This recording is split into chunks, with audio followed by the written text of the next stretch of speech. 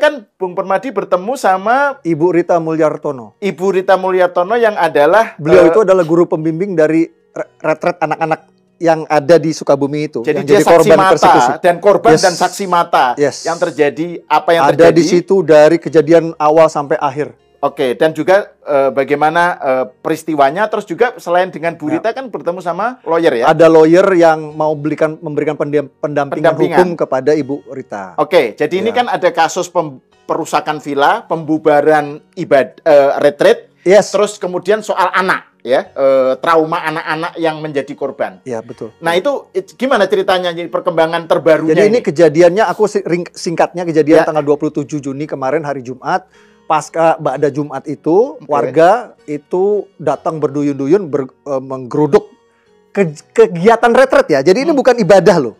Bukan ibadah Kristen, bukan. Ini kegiatan retret. Anak-anak dari Jakarta, retret itu semacam liburan tapi rohani lah, ada unsur rohaninya. Jadi liburan sambil belajar kitab, sambil doa. Ba'da Jumat itu warga datang, itu mulai melakukan tindakan anarkis di depan itu berdasarkan cerita dari Bu Rita tadi. Jadi mereka datang pertama mukul-mukul gerbang yang besar, lalu gerbang yang besarnya itu dirubuhin ya. Wah. Ini anak-anak masih di dalam ya? Masih di dalam, mereka sedang, ketika itu warga datang, warga intoleran datang itu, anak-anak sedang games ya.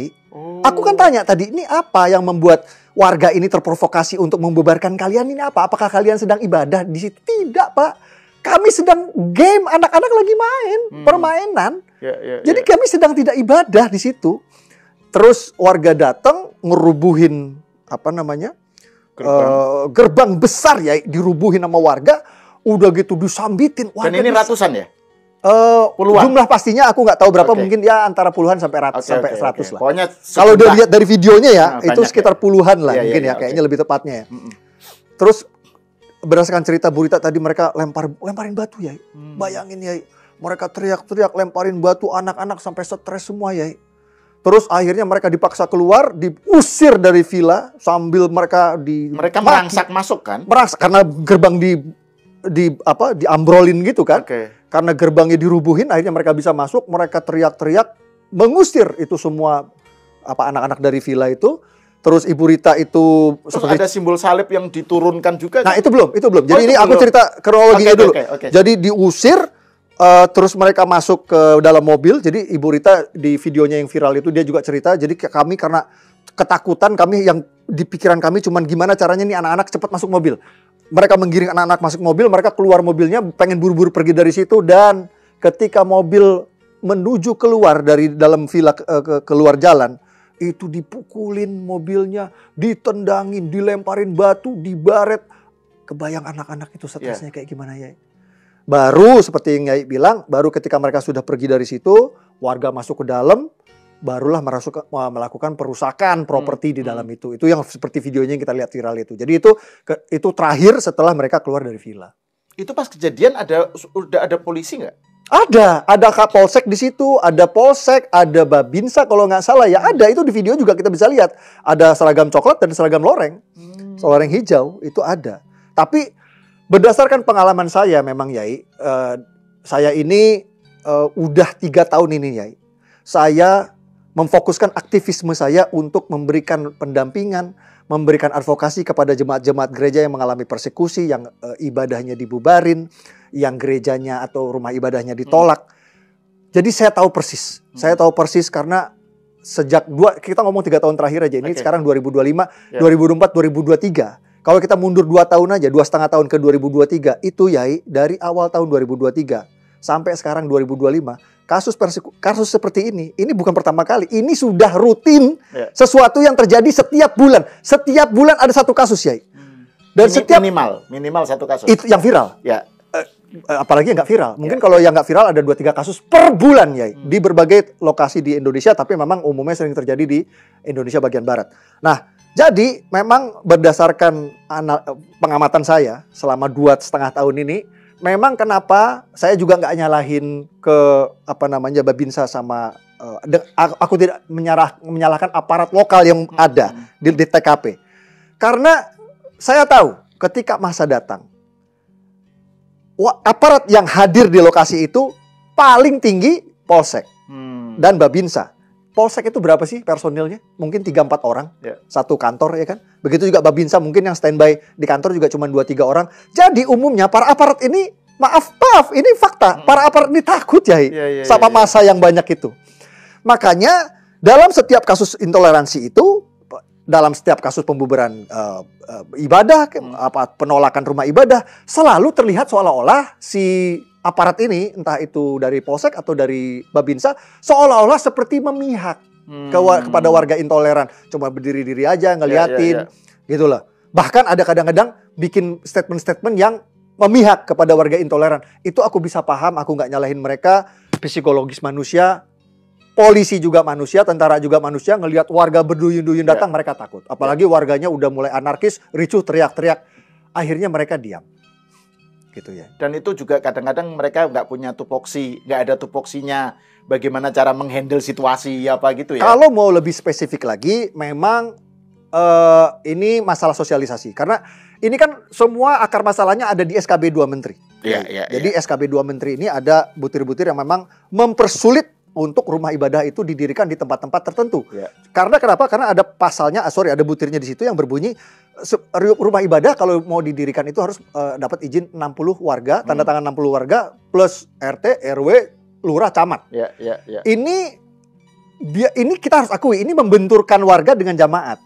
Karena ketika di tempat-tempat, mungkin di tempat-tempat yang kurang toleran, toleransi antar umat beragamanya di situ, pasti terjadi resistensi, pasti terjadi penolakan. Gitu. Nah, ketika terjadi penolakan, inilah yang potensi gesekan. Itu karena ada beberapa gereja-gereja yang mungkin bukan gereja, aku revisi. Jemaat. Karena gerejanya belum ada kan. Ketika mungkin ada di satu komplek, ada beberapa kakak, kita udah butuh ibadah bersama, kita udah butuh tempat untuk ibadah. Keinginan beribadah inilah yang nantinya menimbulkan gesekan akibat butir dari SKB 2 Menteri tadi. Betul. Karena warga merasa kalian tidak berhak untuk beribadah di sini karena gue tidak mengizinkan. Oke, tapi balik lagi ke konteks aparat di sini ya. Jadi ini sebenarnya ada satu butir yang sayangnya ini tidak tersosialisasikan pada aparat. Jadi di SKB 2 Menteri ini ada pasal 1 bab 3 yang bunyinya seperti ini. Yang perlu izin itu adalah mendirikan gereja. Tapi orang beragama berlaku untuk semua agama, mau orang Hindu, mau orang Kristen, mau orang Buddha, mau orang Islam, ibadah di rumah, berdoa di rumah, mau di rumah, di ruko, itu tidak perlu izin, Nyai. Yang perlu izin adalah ketika rumah kita jadikan masjid, yaitu misalnya pasang kubah, pasang simbol bulan sabit, dijadikan rumah ibadah, atau misalnya rumah dijadikan gereja dengan pasang salib di depan, itu yang harus pakai izin. Tapi ketika ada orang Kristen berdoa di rumah pribadinya, nyanyi-nyanyi, itu dibolehkan menurut SKB 2 Menteri, menurut pasal 1 bab 1 pasal 3 tadi. Dan gitu. Dan ini yang Yai bilang tadi soal tupoksi tadi, ini sayangnya pengecualian ini yang ada di SKB 2 Menteri ini tidak tersosialisasikan dengan baik kepada aparat sampai ke akar rumput. Aku paham mensosialisasikan itu butuh anggaran dan butuh kerja keras, itu PR banget. Tapi memang akar masalahnya karena itu. Karena aparat tidak paham bahwa berdoa, orang Kristen berdoa di rumah itu dibolehkan sama SKB 2 Menteri dan dilindungi oleh konstitusi. Itu yang aparat itu tidak paham. Sementara Yai, warga intoleran, ini juga akarnya karena mereka tidak paham pasal 1 SKB 3 Menteri tadi, SKB 2 Menteri tadi. Mereka selalu setiap kasus, dalam 2,5 tahun terakhir ini, setiap kasus intoleransi, warga intoleran selalu memakai narasi atau memakai dalih dengan mengangkat peruntukan. Jadi mereka selalu menggunakan peruntukan rumah itu sebagai alasan untuk mereka membubarkan ibadah. Contoh gini, misalnya ini baru kemarin ada di Bekasi. Itu ada kasus yang ramai sekali tuh, Yai. Ada ASN, pariwisata kalau nggak salah. Dia pakai jilbab hijau. Jadi ketika jemaat itu mereka berdoa di rumahnya itu, memang di rumah pendetanya aku dengar ya. Begitu selesai dia keluar maki-maki. Dia bilang ini nggak boleh, ini harus ada izin. Itu aku yang pertama kali terima videonya, betul. Aku yang jadi whistleblower, aku viralin. Saking viralnya sampai wali kota Bekasi sampai konvers. Suruh dia minta maaf. Jadi itu efektif sekali tuh viralnya itu. Anyway, itu terjadi di hampir setiap kasus intoleransi. Warga intoleran selalu datang menggeruduk jemaat Kristen yang lagi ibadah dengan dalih ini rumah tidak boleh pakai ibadah. Kalau mau ibadah di gereja. Padahal itu sesat menyesatkan ya. Sekali lagi itu sesat menyesatkan. Orang Kristen boleh beribadah di rumah seperti kita layaknya. Orang Islam boleh beribadah di mana? Di rumah. Jadi kalau orang Islam di rumah bisa wudhu, sholat, begitu juga orang Kristen, Yai. Orang Kristen rumahnya itu mereka berhak untuk kumpul dengan keluarga atau sehandai tolan di rumahnya nyanyi. Nah ini yang aturan ini yang orang warga intoleran itu. Oke, kita nggak sebut warga intoleran lah. Akar rumput, rakyat akar rumput pada umumnya itu tidak familiar. Jadi mereka pikir, oh yang namanya orang Kristen itu berdoa harus di gereja. Nggak boleh di rumah. Padahal mereka ibadah di rumah. Ya sama kayak kita sholat di rumah, Yai. Kalau orang Islam boleh sholat di rumah, kenapa orang Kristen nggak boleh sholat di rumah? Itu kan diskriminasi parah itu. Logikanya sesederhana itu. Sesederhana itu. Gitu. Jadi itu sesuatu yang harus diluruskan dulu. Itu sesat menyesatkan bilang orang Kristen ibadah nggak boleh di rumah, harus di gereja. No, itu sesat menyesatkan, itu rasis, itu diskriminatif dan sara. Nggak boleh. Orang Kristen punya hak untuk doa di rumah, seperti kita umat Islam punya hak untuk sholat di rumah. Itu bukan hanya sesat dan menyesatkan, tapi juga bertentangan dengan SKB 2 Menteri itu sendiri ya. Dan bertentangan dengan Pancasila ya. Konstitusi, kalau itu sudah jelas. Yes. Gitu. Nah ini kembali ke soal tadi, Bung Permadi, soal kasus di Sukabumi itu. Itu kan kalau yang terjadi kan perusakan properti, kemudian anak ya yang mengalami trauma, gitu ya. Jadi itu apa yang tadi dibicarakan oleh lawyernya itu? Jadi kalau ini aku update apa namanya? Aku sedikit update kasusnya. Jadi rupanya aku juga baru tahu karena tadi nggak cuma Ibu Rita, juga ada namanya Pak Wedi. Pak Wedi itu pemilik dari vilanya. Yang memang menyediakan villa tersebut untuk anak-anak murid dari Jakarta itu datang untuk retret di situ. Nah, ketika terjadi persekusi itu, warga datang itu memang yang menghadang itu yang jadi pahlawannya waktu itu si Pak Wedi itu yang pemilik villa. Kebenaran dia lagi ada di situ, jadi dia yang sendirian itu menghadang itu. Kita harus apresiasi buat Pak Wedi, ini luar biasa lah. Jadi Pak Wedi itu yang sendirian pasang badan di depan menahan sih, tapi karena memang yang datangnya terlalu banyak. Nah, Pak Wedi ini ternyata kalau misalnya Pak Yai ini dapat informasi bahwa udah ada 7 orang ditetapkan tersangka, ternyata aku juga baru tahu, ternyata Pak Wedi dari kejadian hari Jumat, hari Sabtunya dia langsung LP di Polres Sukabumi. Jadi berdasarkan laporan Pak Wedi inilah kepada Polres Sukabumi inilah dengan pasal ini ya, pasal perusakan properti. Ya, jadi Pak Wedi hari Sabtunya, sehari sudahnya itu melakukan laporan ke polisi atas perusakan propertinya, dan tebakan saya kemungkinan ini penetapan 7 tersangka ini berdasarkan laporannya Pak Wedi. Gitu. Dan selain itu ada soal trauma anak. Tapi seperti Yai bilang, yang ini ranah hukum yang disentuh sama Pak Wedi ini baru memang cuman pasal perusahaan properti. Nah, ini ada satu lawyer yang ikut sama saya, namanya Subadria Nuka kalau nggak salah. Itu memang dia geram, Yai. Jadi dia bilang ini tidak boleh hanya berhenti pada pasal perusakan properti aja. Karena ini ada anak-anak yang jadi korban gitu. Jadi karena kita tahu ada videonya Ibu Rita itu kan lumayan viral. Di situ dia menceritakan betapa anaknya itu mengalami trauma. Tadi aku sampai mobilnya digedor-gedor, dilemparin batu rumahnya, Yai. Warga masuk, teriak-teriak, maki-maki tuh anak-anak supaya pergi keluar dari villa, diusir dari villa, bayangin. Jadi itu intimidasi secara verbal itu sudah dilakukan sama warga intoleran itu dari mulai ngerubuhin pagar, pasti anak-anak udah pada ketakutan kan di situ kan.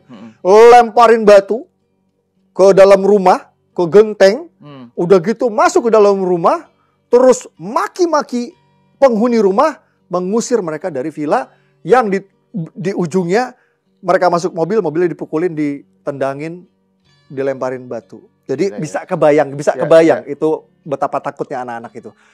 Jadi tadi pas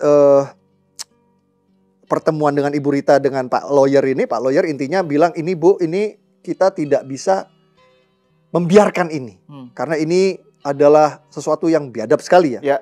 Karena anak-anak ini, trauma anak-anak ini bukan tidak mungkin bisa menyisakan luka yang panjang dan mungkin belum tentu sembuh dalam bertahun-tahun gitu. Betul. Jadi kerugian secara psikisnya ini luar biasa sekali. Itu makanya tadi si Pak lawyer itu ketemu Bu Rita itu dia ingin mengajak Ibu Rita untuk bergerak juga seperti Pak Wedi melakukan laporan ke polisi. Tapi kali ini pasalnya adalah pasal pelindungan anak. Kalau nggak salah pasal 76C itu.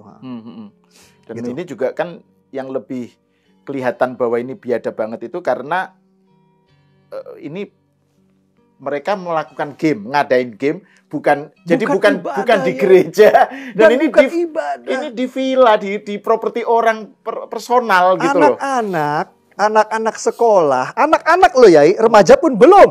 Ini anak-anak Yai, anak SD, anak TK, datang jauh-jauh dari Jakarta pengen liburan ke villa. Yai, ini bukan jemaat Kristen yang mau ibadah, no, ini anak-anak. Mereka ke sana senang-senang, niatnya pengen liburan, tiba-tiba ini terjadi. Gila ya. Ya, terus kemudian ini soal tadi itu apa yang disinggung secara selintas oleh Bung Permadi tentang apa yang Anda tekuni selama 3 tahun 2 tahun terakhir ya. Tentang rentetan kasus intoleransi yang terjadi itu. Kan itu sesuatu yang jarang ada orang yang secara spesifik ngamati ya dan punya datanya gitu. Dan bukan saya melihat aja, saya turun langsung ya. Turun langsung. Nah, dan saya melihat beberapa konten Bung Permadi kan mendetail, menceritakan secara detail tuh di mana. Bisa diuraikan nggak soal itu? Jadi ini kan izinnya tidak Yai, berdiri tapi sendiri kasusnya kan. Ini kalau Yai pengen aku buka data semua kejadian intoleransi katakanlah 2,5 tahun ini kita ada waktu. Waktunya ada? Ya ada. Tapi ada ya. Oke. Jadi gini Yai, aku izin. Ya izin nih. Aku ini Yai udah 2,5 tahun, mungkin udah 3 tahun ini aku tuh memang aktivisme itu aku fokuskan untuk memberikan pelayanan dan pendampingan kepada jemaat-jemaat Kristen yang mengalami persekusi, yang dibubarkan ibadahnya dan ditolak rumah ibadahnya. Kenapa Yai? Kalau Yai nanya kenapa? Karena 5 tahun terakhir ini Yai, ini intoleransi ini semakin parah. Semakin parah. Jadi kejadian seperti tadi nih. Kejadian yang terjadi menimpa villa di Sukabumi ini bukan sesuatu yang langka terjadi ya. Ini sesuatu yang rutin yang terjadi hampir setiap bulan. Bukan hampir setiap bulan, sorry. 2,5 tahun ini fix. Setiap bulan minimal ada 1 kasus. Itu yang viral. Kalau yang nggak viral mungkin sebulan bisa ada 2-3 kasus di seluruh wilayah Indonesia ya. Ini maaf ya, ini nggak ada apa-apanya dibanding itu. Jadi sekitar setahun yang lalu itu ada yang sampai kena tusuk gara-gara doa Yai. Jadi ada anak-anak mahasiswa di Universitas Pamulang. Oh, yang Unpam. Ya. Itu anak-anak Katolik. Ya. Mereka sedang doa Rosario apa kalau nggak salah. Rosario, betul. Jadi mereka ini anak-anak mahasiswa, mereka di kosan, mereka doa nyanyi di kosan, tiba-tiba didatangi sama Pak RT bawa warga. Karena ini anak-anak timur keras kan, mereka ngelawan, akhirnya bentrok sampai ada yang kena tusuk. Itu aku juga whistleblower-nya, aku yang viralin. Alhamdulillah gara-gara viral, besoknya nggak pakai lama, 6 diciduk, sampai sekarang belum keluar pelakunya itu. Ya. Jadi ini kejadian kayak gini, kejadian yang di Sukabumi ini udah jadi pemandangan sehari-hari di negeri kita Republik Indonesia ini yang katanya Bhinneka Tunggal Ika. Mungkin ini udah jadi Bhinneka Tinggal Duka sekarang ya, bukan Bhinneka Tinggal. Oke, aku izin ya, aku minta waktu, aku mau buka data. Iya. Ini kasus-kasus intoleransi yang terjadi. Aku nggak usah panjang-panjang lah. Udah 5 tahun, udah banyak banget. Tapi aku 2,5 tahun aja. 2,5 tahun ke belakang. Oke. Yeah. Ini tahun 2025 aja Yai. Ini baru pertengahan bulan, baru semester pertama tahun 2025. Ini kejadian udah sebulan bisa 2 kasus ya. Ya. Ini 27 Juni 2025 pembubaran rentet anak-anak Kristen di Cidahu Sukabumi. 27 Juni.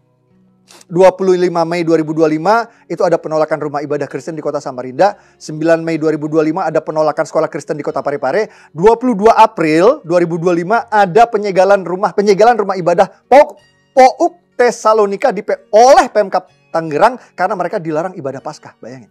Mereka nggak boleh ibadah Paskah, disegel. Terus 20 April 2025 itu ada pembubaran ibadah Jumat Agung di Acamani Kota Bandung. Ini lumayan rame. Terus 7 April 2025 itu ada warung diobrak-abrik. Oh, itu ini nggak ada hubungannya. 6 Maret 2025 itu ada pembubaran ibadah Kamis Putih juga di Arcamani Kota Bandung.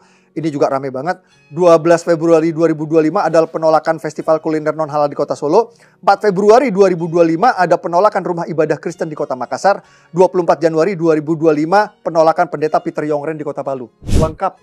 Baru 6 bulan berjalan tahun 2025 ini udah lengkap, sebulan bisa 2 kasus. Aku ke 2024 ya. Tahun 2024. 8 Desember 2024 ada pelarangan ibadah Natal di Perumahan Cipta Geraha Permai Kabupaten Bogor. 2 Desember 2024 ada pelarangan latihan nyanyi Natal di Bulukumba Sulsel. 16 Februari 2024 ada ancaman bom di acara wisuda Universitas Katolik Unpar Bandung. 1 Oktober 2024 ada penolakan gereja Kanaan di Pondok Raya Tangsel.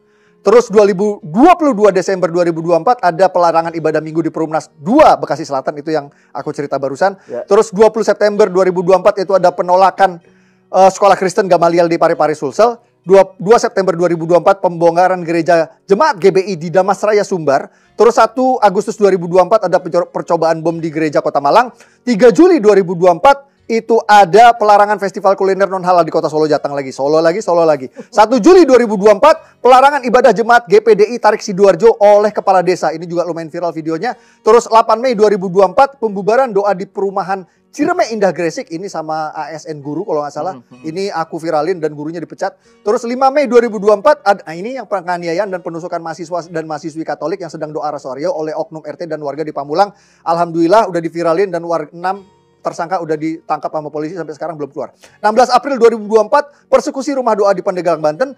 28 Maret 2024, pembubaran ibadah minggu dan pencopotan papan gereja GKII di Semboja, Kaltim. 24 Maret 2024, pembubaran ibadah minggu Jemaat Tesalonika di Teluk Naga, Tangerang. 17 Maret 2024, pelarangan ibadah minggu di rumah oleh warga di Jalan Sagabuner, Balaraja, Tangerang. Ini juga videonya lumayan viral.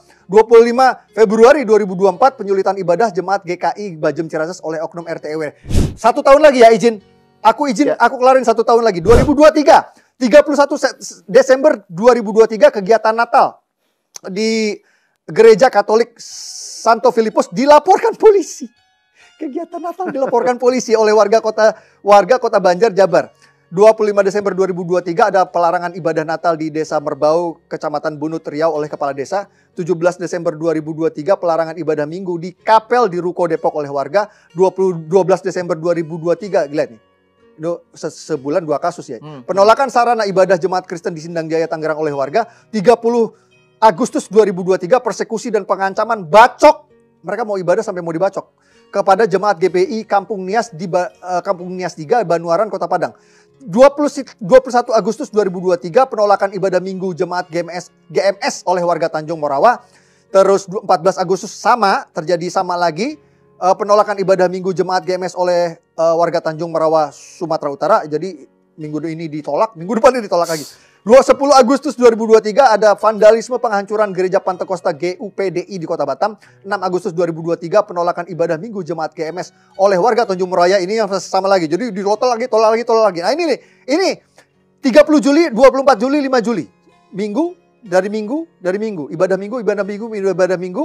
Jemaat GMS di Kota Binjai ditolak warga selama 3 minggu berturut-turut. Bayangin. 23 Juni 2023 penyegelan rumah ibadah GKI Bajem Ciracas oleh perangkat lurah atas rekomendasi oknum RT dan RW. 20 Juni 2023 pembubaran ibadah minggu di rumah Geraha Prima Mangunjaya, Tambun Selatan, Bekasi. Ini lumayan viral videonya. 2 Juli 2023 aksi demo warga menolak ibadah minggu Jemaat GKI di Mall Suzuya, Kota Medan. Ini udah di mall, udah ngalah sampai ke mall, masih di demo mallnya. Udah gitu, ini 19 Mei 2023 penolakan ibadah minggu Jemaat GMS oleh warga Kota Binjai, masih Binjai lagi yang tadi. 19 Mei 2023 pembubaran doa di rumah jemaat di GBI Pekanbaru Riau oleh warga. 2 April 2023 penyegelan rumah doa Jemaat GKPS Purwakarta oleh Bupati Purwakarta. Bayangin, ini Bupati mengakomodir warga intoleran sampai nyegel rumah karena dipakai doa. Bupati, ya. Terus 23 Maret 2023 penolakan, nah ini lumayan viral, penolakan patung Bunda Maria di Rumah Doa di Kulon Progo. Terus 19 Maret,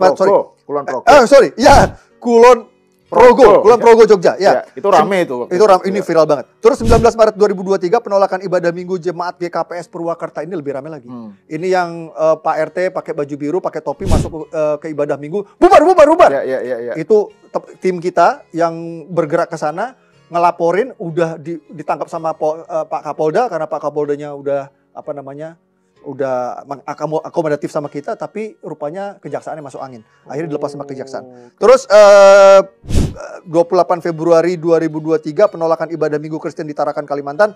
Dan yang terakhir 19 Februari 2023 pembubaran ibadah jemaat GKK di Lampung oleh oknum RT. 2,5 tahun ini ya. 2,5 tahun. Jadi Yai bisa dengar sendiri. Ya. Para penonton bisa dengar sendiri, itu 2,5 tahun terakhir ini aja kasusnya bisa hampir 2 kasus per bulan. Ya. Itu yang viral loh.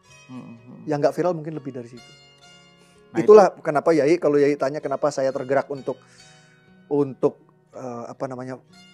memberikan pelayanan dan pendampingan kepada jemaat-jemaat gereja yang jadi korban persekusi ini. Ya karena memang ini berbahaya sekali loh ya. Orang Kristen ini adalah umat beragama yang diajarkan cinta kasih.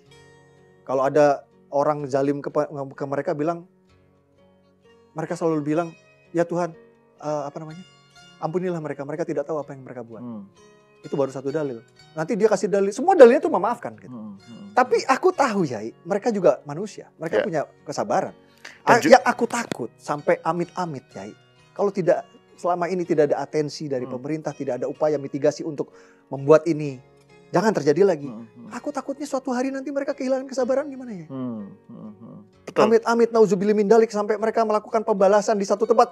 Cukup butuh satu ya. Cukup butuh satu insiden yang mana menimpa kepada jemaat Kristen yang mungkin tidak sesabar jemaat Kristen yang lain, lalu mereka melakukan pembalasan. Cukup satu insiden ya. Bisa membakar negeri ini ya. Mungkin amit-amit bisa terjadi Ambon, tapi dalam skop nasional ya. Perang saudara sektarian. Dan itu sudah pernah terjadi dalam kasus sejarah kelam kita, kan ada peristiwa Ambon gitu loh. Jangan sampai itu meledak lagi gitu loh. Nah ini mungkin poin yang terakhir, karena saya tahu Bung Permadi juga sibuk ya. Jadi ini dengan adanya rentetan kasus yang sebanyak itu ya, sebulan 1, kadang-kadang 2 ya.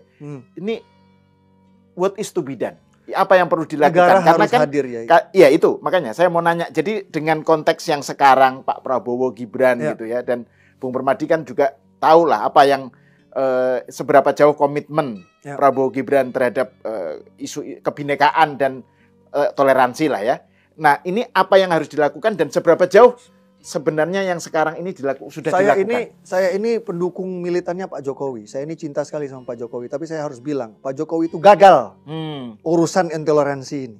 Selama 2 periode Pak Jokowi jadi presiden, 10 tahun itu, tidak ada sama sekali atensi dari pemerintah soal ini, apalagi upaya mitigasi soal ini. Tidak ada. Semua diserahkan kepada aparat lokal setempat. Yang mana aparat lokal setempat, ya seperti yang kita tahu, mereka selalu kewalahan menghadapi masa yang seperti itu. Tidak pernah ada atensi dari pusat. Jadi kalau Yai tanya, aku berharap di eranya Pak Prabowo ini jangan mengulang kecerobohan, kelalaian yang dilakukan oleh Pak Jokowi. Tapi kan Pak Jokowi membubarkan FPI, HTI. Iya, tapi ini lain kasus. Itu tidak cukup. Ini juga potensi berbahaya. Ya, saya apresiasi. Saya apresiasi yang Pak Jokowi lakukan. Tapi tidak cukup. It's not enough, Yai. Karena ini bab berbeda. Ini bab intoleransi, ini bab berbeda. Itu bab kelompok radikal. Ini bab intoleransi. Ini sama bahayanya, Yai. Bahkan mungkin ini lebih berbahaya gitu loh. Karena ini potensi konflik sektarian, Yai. Karena ini juga membakar akar rumput kan. Yes, gitu. Yai. Nah, itu contoh kasus terbaru ya Sukabumi itu kan. Gitu. Ya kan? Yai kan nggak tahu betapa geramnya orang Kristen ngeliat kayak gitu. Itu kalau, maaf ya Yai, kalau aku posting tentang intoleransi itu banyak itu di kolom komentar. Udah deh kalau kayak gini kita perang saudara aja deh. Aku sambil bilang sabar. Aku harus nenangin mereka. Tapi kan ini kan sampai kapan gitu mau sampai kapan kayak gini. Jadi kalau Yai nanya. Dan juga kan kita kan nggak hidup sendiri. Kita kan hidup dengan Maksudnya ini kan dilihat oleh bangsa-bangsa, oleh negara-negara lain, oleh viewers yang dari berbagai negara kan bagaimana citra Islam di Indonesia gitu misalnya ya, atau citra Islam secara umum kalau membiarkan hal semacam ini terjadi terus gitu. Ini kan ya kan kemudian orang kan mempertanyakan atau mentertawakan image Islam itu agama damai, Islam itu agama rahmat kalau hal seperti ini tidak kecam atau dikutuk oleh orang Islam sendiri gitu loh. Kan orang peradaban barat itu bule-bule ya, mereka tuh punya kritik terhadap kita umat Islam itu, dia bilang katanya kalian ini selalu mengklasifikasikan ada Islam moderat dan Islam radikal. Tapi di mata kita kalian sama semua. Kenapa orang bule ngomong kayak gitu? Karena ketika ada terjadi radikalisme atau terorisme, yang moderat tidak mengutuk. Pada diem. Ya. Yang sekarang maaf cakap. Kalau misalnya terjadi intoleransi, pembubaran gereja atau pembubaran ibadah orang Kristen, terus orang Kristen ada orang Kristen tertentu yang menganggap oh memang ini ajarannya kayak gitu, ajarannya kayak gitu. Enggak, ini bukan, ini oknum. Ini oknum, nggak semua orang Islam kayak gitu. Kalau nggak semua Islam kayak gitu, kenapa MUI nggak mengutuk? Kenapa NU nggak mengutuk? Kenapa Muhammadiyah diam-diam baik? Kalau memang di Islam tidak mengajarkan membubarkan ibadah dan menolak gereja, kutuk dong. Bersuara dong, tolak dong. Ajarkan umat. Ada nggak yang kita punya asatid ya, kita punya ustadz-ustadz yang punya pengaruh besar di negeri ini. Ada nggak mereka satu sekali aja mereka bilang nggak boleh loh ganggu orang Kristen ibadah tuh nggak boleh loh. Ada nggak yang bersuara kayak gitu? Nggak ada ya. Jadi jangan menyalahkan orang kalau mereka gebiah uyah pukul rata oh Islam memang ajarannya kayak gitu. Karena memang orang moderat, orang-orang yang waras ini yang diharapkan bersuara diam aja semua. Jadi jangan salahkan kalau orang di luar Islam menyangka bahwa ini memang ajarannya. Karena kenapa? Karena ketika semua tokoh-tokoh Islam diam, mereka pasti akan menganggap, oh mungkin mereka ini diam-diam setuju. Oh ya bagus. Dan cara untuk membantah itu ya harus dengan pernyataan. Gitu bikin kan? Pernyataan dong. Ustadz ajarin dong. Wahai jamaah, jangan ganggu orang Kristen ibadah. Apa sih susahnya kayak gitu? Kalau mereka nggak ngomong-ngomong ya jangan salahkan orang. Oh berarti mereka diam-diam memang setuju. Dan saya menganggap bahwa pernyataan keras dari Bung Permadi ini adalah sebagai introspeksi, gitu kan? Dong. Ini kan kita otokritik ya. Betul, introspeksi terhadap umat Islam, gitu kan? Tadi Yai kan ada tanya. Tadi kan ada Yai apa yang memotivasi saya untuk melakukan aktivisme di bidang ini, di urusan intoleransi ini. Ya karena yang rusak. Karena apabila terjadi intoleransi ketika ada gereja ditolak, ada ibadah Kristen dibubarin, yang rusak citranya agama gue Yai Islam. Jadi kalau Yai nanya, kenapa gue melakukan ini? Ya demi agama gue lah Yai. Gue ini anggota Banser. Gue tuh diajarin untuk mengayomi yang lemah, mengayomi minoritas. This is what I do. Gak ada bedanya sama sahabat-sahabat Banser yang ngejagain gereja. Apa? Untuk memperbaiki citra Islam yang rusak selama ini oleh teroris-teroris yang ngebom gereja. Begitu juga gue aktivisme gue di sini. Gue tuh pengen kasih tahu kepada nasional Indonesia, hey, gak semua orang Islam kayak mereka loh. Ada yang kayak gue loh. Jadi apa yang gue lakukan? Ini jihad gue ya. Memperbaiki citra Islam agama gue. Tapi malah gue dimusuhin, dibilang katanya. Ini jangan-jangan orang Kristen nyamar jadi orang Islam. Closingnya aku cuman berharap moga-moga di era Pak Prabowo ini ada perbaikan. Moga-moga pemerintah tidak abai lagi Yai. Jangan seperti pemerintahan masa Pak Jokowi abai terhadap urusan intoleransi. Moga-moga Pak Prabowo lebih memberikan atensi. Bahkan kalau lebih baik lagi jangan cuma atensi tapi juga memberikan upaya mitigasi. Terserah mau bentuk lembaga, mau tunjuk SDM atau membuat satgas, satuan khusus. Do it, tapi lakukan. Karena apa yang terjadi di akar rumput ini sudah mengerikan Yai. Mengerikan Yai. Kristenfobia atau sentimen anti-Kristen ini sudah sedemikian, tapi ini memang terutama di Indonesia bagian barat ya. Ini sudah semakin parah Yai. Begitu parahnya sampai saya berani pastikan setiap ada terjadi kasus intoleransi itu bukan ormas Yai. Ini bukan ormas. Kalau ada warga geruduk orang Kristen lagi ibadah, itu warga biasa Yai. yang memang semata-mata dimotivasi karena kebencian dan ketakutan terhadap agama Kristen. Dan itu bahwa itu bukan ormas, itu justru menunjukkan itu menunjukkan bahwa ini makin mencemaskan situasinya. Itu indikasi dari ada sentimen anti Kristen yang begitu kuat di akar rumputnya. Pokoknya ini semua akarnya adalah di ceramah yang mengujar kebencian dan menghasut permusuhan kepada agama Kristen. Itu intinya. Itu harusnya diregulasi. Aku sebenarnya berharap di era Pak Prabowo ini udahlah bikin aturan. Lu Islam, lu ceramah, gak usah nyinggung Kristen. Gak usah nyenggol-nyenggol Kristen. Sekarang kan kerjanya kayak gitu. Karena mereka nyari duitnya dari situ, Yai. Ini udah jadi motif bisnis. Udah motifnya udah ekonomi. Banyak sekali yang berduyun-duyun pindah ke agama Kristen. Jadi mu'alaf dari Kristen pindah ke Islam untuk jadi ustadz untuk ngejelek-jelekin agama Kristen. Kan udah jelas tuh judul nyari cuan doang. Ya kan? Tapi kan mereka nggak sadar apa yang mereka lakukan ini. Itu membakar akar rumput sampai ada kebencian seperti ini. Tolonglah pemerintah kalau ada yang denger, bikin regulasi. Regulasi kalau lu orang Islam, lu ustadz, lu ceramah, lu nggak boleh nyenggol-nyenggol Kristen. Pendeta Kristen juga nggak pernah kok nyenggol-nyenggol Islam kalau di khotbah di gereja. Kenapa lu nyenggol-nyenggol Kristen mulu? Gitu loh. Ini harapan gua. Harapan gua. Semoga didengar oleh Pak Prabowo dan Mas Gibran ya. Pokoknya intinya ini harus do something tentang intoleransi yang sampai sekarang ternyata tidak berkurang gitu ya. Malah nambah. Oke, terima kasih Bung Permadi Arya atas obrolannya, dan saya kira ini semoga aja bukan yang pertama, bukan yang terakhir. Ini yang pertama tapi bukan yang terakhir gitu, karena kan kita perlulah mendengarkan kritik introspeksi lah dari seorang yang ikut terlibat, dari seorang Muslim yang ikut terlibat dalam pendampingan terhadap korban-korban intoleransi. Oke, terima kasih Permadi. Pemirsa, sampai di sini dulu, kita berjumpa lagi di episode selanjutnya. Puji nama Tuhan, demikianlah diskusi yang dapat kita dengarkan bersama. Tuhan Yesus memberkati kita semua. Dan saudaraku, MUI dukung intoleran di Indonesia memang adalah suatu tanda yang perpecahan ketuhanan negara kesatuan Republik Indonesia ini. Percaya atau tidak, biarlah waktu yang menjawab semuanya.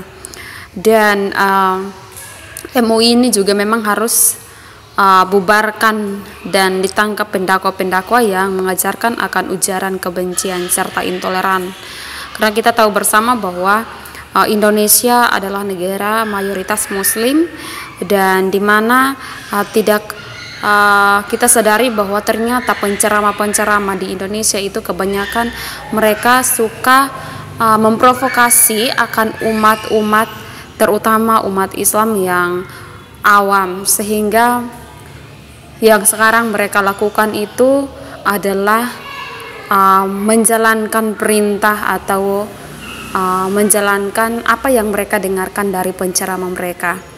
Dan kita tahu bersama bahwa memang negara Indonesia ini adalah negara yang mayoritas Muslim, di mana karena penceramah yang kurang baik, yang bisanya memprovokasi, seperti yang kita lihat mungkin dari Ustadz Abdul Somad salah satunya, yang mengatakan bahwa di salib ada jin kafir, dan juga seperti Zakir Naik yang dimana dari India, jauh-jauh dari India datang ke Indonesia untuk berceramah, tetapi yang kita dengarkan ceramah mereka itu bukan mengajarkan kepada umat tentang bagaimana Muhammad akan menyelamatkan mereka atau tentang Al-Quran mereka, tetapi yang kita dengarkan bahwa justru Alkitab yang mereka bahas. Dan di mana-mana penceramah yang kita dengarkan, baik itu Juma, Rifa, terus Yusuf PI, Abdul Somad, dan juga Zakir Naik dan penceramah lainnya,